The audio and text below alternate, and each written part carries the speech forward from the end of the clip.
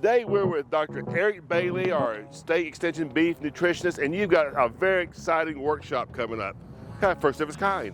Yes, sir. Thank you, Tim. I appreciate you helping me out with doing a little bit of promotional advertising. So for the last 4 years, we've done 8 feedlot schools across the state of Missouri where we were focusing on trying to add value to our Missouri-born calf crop by putting them in a feedlot and finishing up and selling them directly to the packers. And so what we've adapted for 2026, we're going to do 3 of these feedlot schools in the next 45 days, one in the north, central, and then southern parts of the state. The first day is going to be about backgrounding. The second day is going to be about finishing cattle. So we're going to try to incorporate more content on backgrounding calves and, growing them from, weaning 500-600 pounds to 700-800 pounds and potentially for those folks that might want to resell those calves again. So have we been losing a lot of value?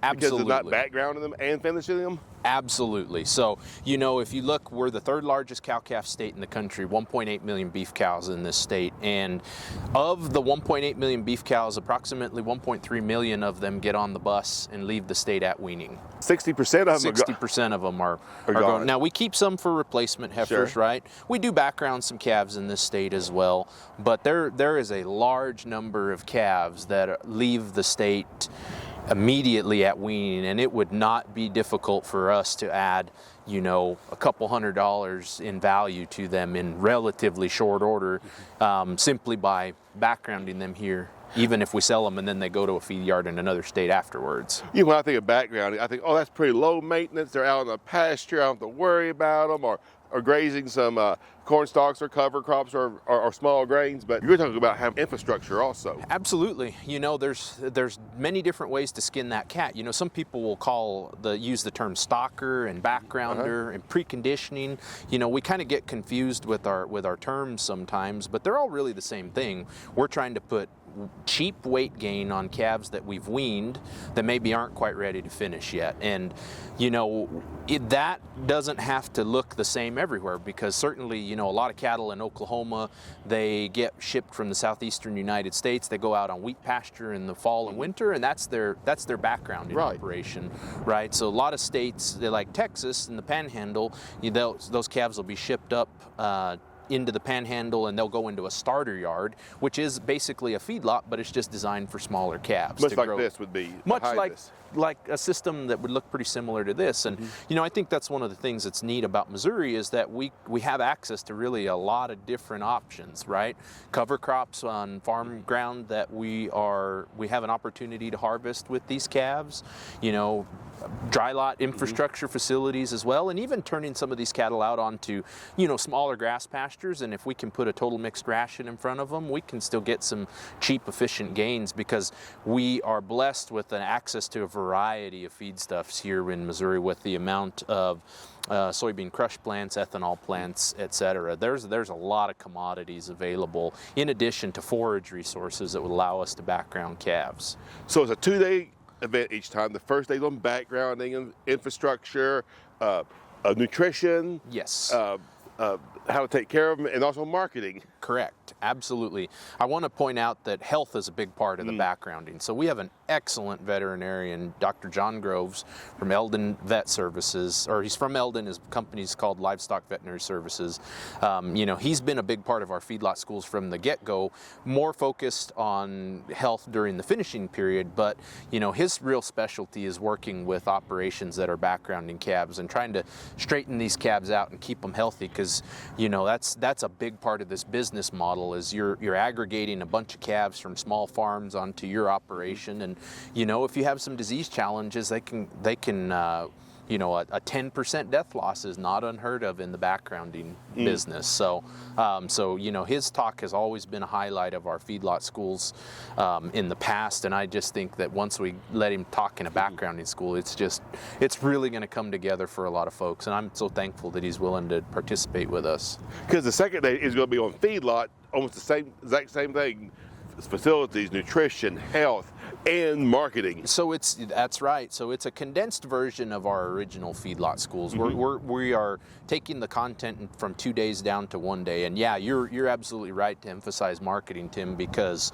the we don't sell a lot of live cattle, a lot of fat cattle through the sale barns, right? There is some fat cattle trade that goes through the sale barns, but a lot of the marketing part of this deal is direct contracting with the packers themselves, the Tysons, the JBSs, etc. So, you know, that's a different deal than the average cow-calf producer is used to. So, you know, when I get calls about people wanting to build feed yards, I always ask them what their marketing plan is first. And I don't really worry about their infrastructure or where they're going to get cattle or where they're going to buy feed. I want to make sure that they understand that they know how to market these animals properly to get the most value that they can out of them and to develop those connections with the packers. So is this something a traditional cow-calf operator could get into then? Absolutely.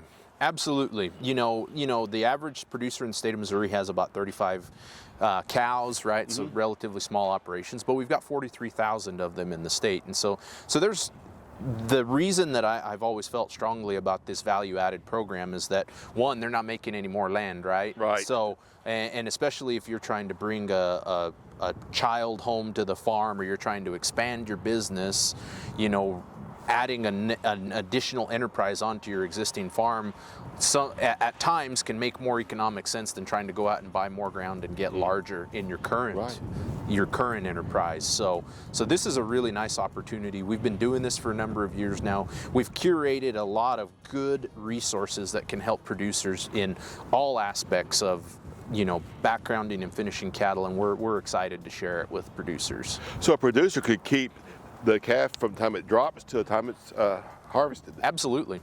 Yeah, wow. They could. Or, you know, they also have multiple off-ramps. They could sell them at weaning, they could sell them when they're 750, 800 pounds, or they could take them all the way to finish. And that's the beautiful thing about the way that the market changes, is that there's times when it's beneficial to participate in all three of those segments, or pick one of the three, right? And so building that flexibility in is key. Right, because corn's fairly cheap right now, but if corn started going up, you could go ahead and sell early. Well, and even depending on the part of the state, right? So we got a lot of corn produced in the north, negative basis around harvest time, meaning that the local cash price is less than the futures price. You know, a great way to add value to your corn is to walk it to town in that part of the state. Now you get down into southwest Missouri and your basis is positive, where the local cash price is higher than the futures price. And so down there, you might be better off leveraging your forage resources and backgrounding these calves and then selling them versus trying to take them all the way to the finish. Not saying that it can't be done. There are certainly feed yards in the southern part of the state as well, but I'd say there's probably more of them in the north. So you're going to talk about that, some options this way. Absolutely. Now, they need to register for this, right? Yes, that's correct. So we've got a website set up on the MU Extension website. So Eric, when are those dates? Okay, so the first school that we're going to do is down in Fairgrove, and actually I got to mention that that's with our partners, Missouri State. We're going to be on their Shealy farm, so that's January 21st and 22nd. Then 2 weeks later we'll be in Columbia, February 4th and 5th here at the Beef Research and Teaching Farm on the MU's campus. And then on February 18th and 19th we'll be at Linneus, Missouri at the Cornet Research Farm. Well, I do want to give MFA a shout out. So MFA is our partner in this. They were instrumental in getting the program off the ground in the first place, and they actually reached out to us wanting to partner on doing some of these feedlot schools this winter. So they are going to be they're going to be a big part of these schools as well, and I do want to make sure that they get the credit for kind of spurring us into action. Hope to see you there.